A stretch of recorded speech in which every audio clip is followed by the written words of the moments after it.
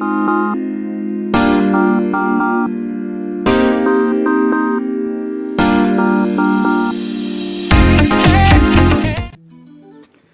dia, pessoal. Hoje vai ser a revisão, né, da semana. E antes de mais, vamos direto para isso, né? Antes de começar o assunto da semana, que vai ser dinâmica, eu não tenho certeza se semana passada explicou sobre o assunto e me corrijam se eu estiver errado, mas eu só quero falar sobre o plano inclinado, que vai precisar para o primeiro assunto que a gente vai estar falando. O plano inclinado, como fala, ele não é uma reta, né? Como se fosse aqui, o corpo aqui na reta, força peso e força normal. O plano inclinado, ele é como o nome diz, né? Tem uma rampa e aqui o plano inclinado. Mas qual a diferença na hora de ver as forças sendo aplicadas? O plano inclinado, ele... Vou fazer até maior aqui. Não tá certinho, mas não tem problema. Aqui. Essa aqui é a força peso. E a força normal. A força normal, ela não tá explícita aqui como se fosse aqui, ó. Que é diretamente oposta ao peso. A força normal, ela cria dois eixos. Não sendo, não que ela cria, mas tem dois eixos aqui. Esse aqui a gente vai chamar de Y e esse de X. O que acontece aqui? Aqui temos um ângulo, temos outro com a força peso e o eixo X, e outro com a força peso e o eixo Y. Todos esses ângulos são iguais, então se aqui é 60 graus, aqui é 60 graus e esse é 60 graus. Mas por que eu preciso saber disso? Para eu calcular a força normal, ela vai ser igual ao eixo Y, que pode ser calculado por PY é igual ao cosseno do ângulo vezes o peso. E a mesma coisa se aplica para o eixo X, o peso X. Porém, não vai ser o cosseno, vai ser o seno do ângulo vezes o peso. E é basicamente isso. Então agora eu acho que eu já expliquei o que eu precisava sobre o plano inclinado. Vamos para o próximo assunto. Vai ser a força de tensão aqui, que não vou explicar tudo sobre ela, vai ser mais sobre... Desculpa. Vai ser mais sobre uma parte dela que, antes de mais nada, o que é a força de tensão?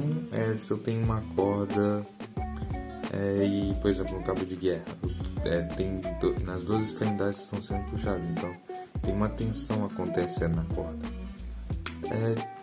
Foi um jeito bem grosso de explicar, mas já vai entender. Eu vou estar explicando principalmente sobre isso acontecendo nas polias, né? Para quem não sabe o que é polia, é um jeito de facilitar a movimentação dos objetos. Como assim? Aqui eu tenho uma superfície que no caso seria o teto de algum lugar. Aqui eu vou ter uma polia. Não sei como é que eu represento isso aqui para que não fique tão ruim de entender. Eu vou fazer um círculo, não um círculo aqui, né? E aqui um objeto sendo suspenso com a força P. Aqui, força peso. Antes de eu explicar o que está acontecendo aqui, eu preciso explicar os tipos de polias. Existem as polias móveis e as polias fixas. Qual a diferença? As polias móveis diminuem o peso pela metade, enquanto as fixas só muda um sentido assim da força. Mas como assim diminui o peso pela metade? Isso daqui é uma polia móvel.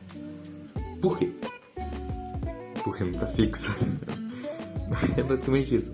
A polia móvel, ela não é fixa à superfície, como se fosse nossa, eu fiz aqui tudo errado. Mas, tipo, se a polia fixa, ela é fixa aqui no teto, por algum... Não precisa ser exatamente o teto, mas é mais fácil de entender com o teto. Tipo, eu tenho o teto aqui e essa polia vai ser fixa aqui, com um cabo. E o que está acontecendo aqui? Vamos supor que a força-peso, que é calculada pela massa vezes gravidade aqui, desse objeto seja igual a 100. Deixar aqui 100 newtons. E o que vai acontecer? Quando entrar em contato com essa polia, vai diminuir o peso pela metade. Mas para onde vai esse peso? Metade do peso será aplicado nessa corda, que será distribuído para o teto, e metade será enviada a outra corda, que está continuando o sistema. E vai repetir isso. Se fosse outra polia móvel aqui, vai diminuir pela metade de novo, mandando para o teto, e a outra metade para outra polia, e assim por diante. Mas onde entra a polia fixa aqui? Se eu não tivesse essa polia aqui, nenhuma das duas, fosse só isso aqui, e só esse objeto eu tentasse puxar, eu teria que fazer uma força para cima, não é? Eu estaria puxando assim. Por exemplo, tá... Esse aqui é o objeto. Eu teria que puxar ele para cima. Mas como eu tenho essa polia fixa, ao invés de eu ter que puxar ele para cima, a polia fixa vai fazer o trabalho de, quando eu entrar em contato com ela, a corda, ela pode, por exemplo, pode vir para baixo aqui, que é o mais cabível aqui no momento, e quando eu puxar essa corda, eu vou puxar, por exemplo, no caso aqui, ela para baixo e vai subir.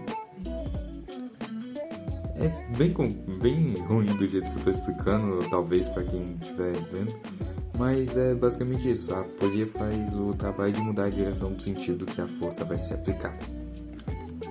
E é basicamente isso. Agora, o porquê de eu ter explicado o plano inclinado? Vamos supor que aqui eu tenho um plano inclinado, com um objeto aqui, e aqui temos uma polia que está sendo ligada aqui. O normal seria eu continuar esse plano aqui, deixar ele maior, para que consiga uma pessoa ficar aqui para puxar. Mas supondo que tenha acabado e eu não tenho recursos para construir mais coisa e tal, eu vou colocar uma polia aqui para que aqui embaixo eu consiga puxar. Então vai ter uma pessoa. Passando aqui no fim do vídeo para só deixar algumas coisas, falar algumas coisas que, antes de mais nada, quem tá falando é o líder do grupo, é o representante do grupo, da equipe que ficou responsável por esse projeto.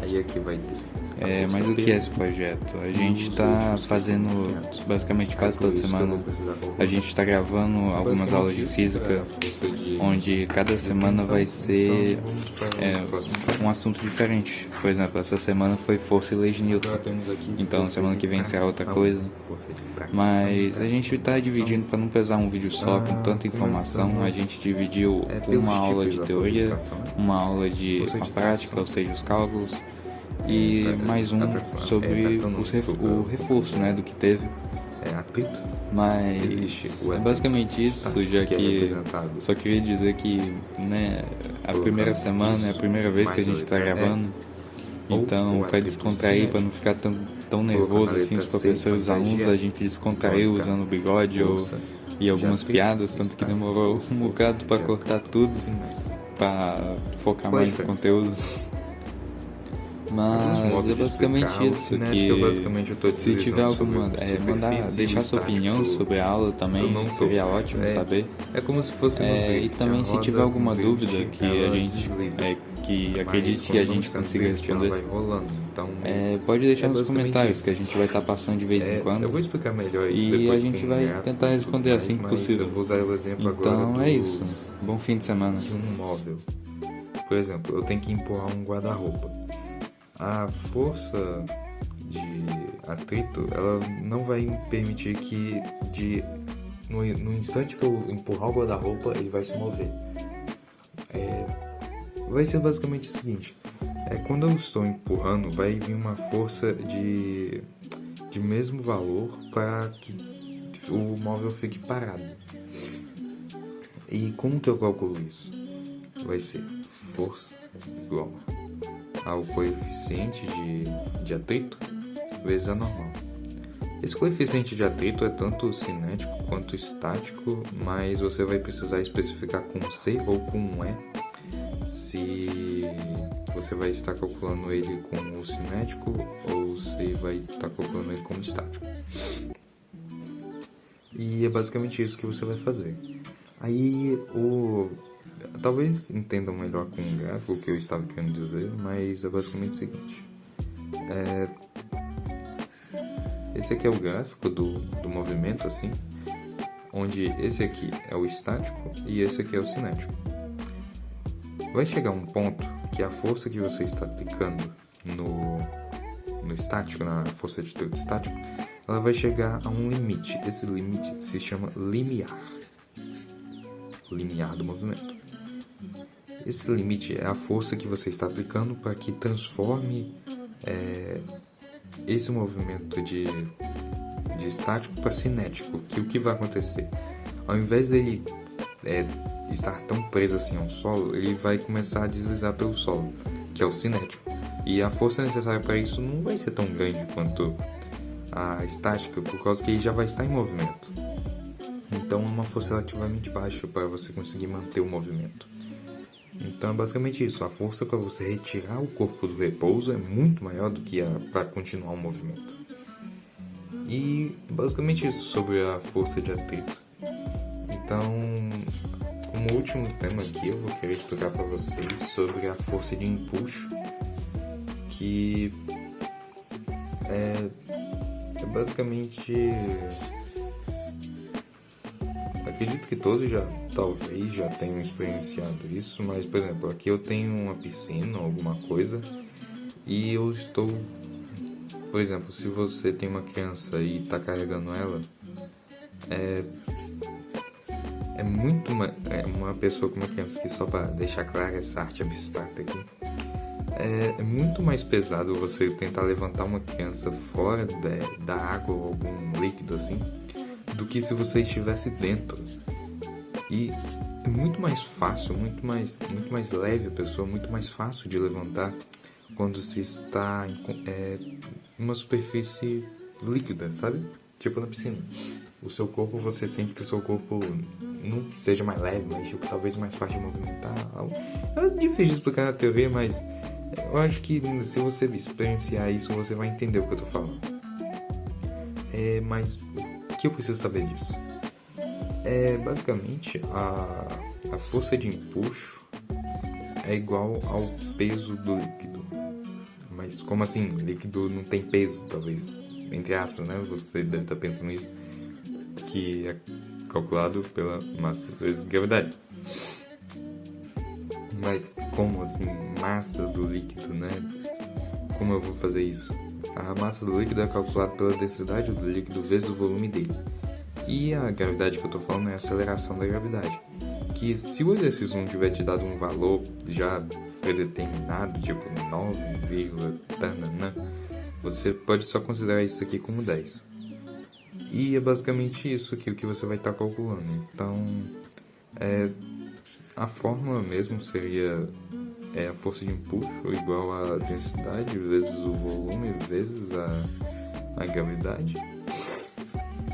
E isso daqui basicamente abrange o que eu tô querendo dizer para vocês: a densidade do líquido, o volume do líquido, a aceleração da gravidade, a massa do líquido, o peso igual a tudo isso aqui.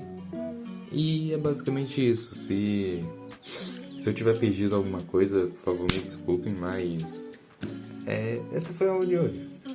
E se vocês tiverem alguma dúvida, por favor deixem nos comentários. A gente vai estar passando de vez em quando para dar uma olhada nos comentários, para tirar as dúvidas e tudo mais. E foi basicamente isso. tenha um bom fim de semana.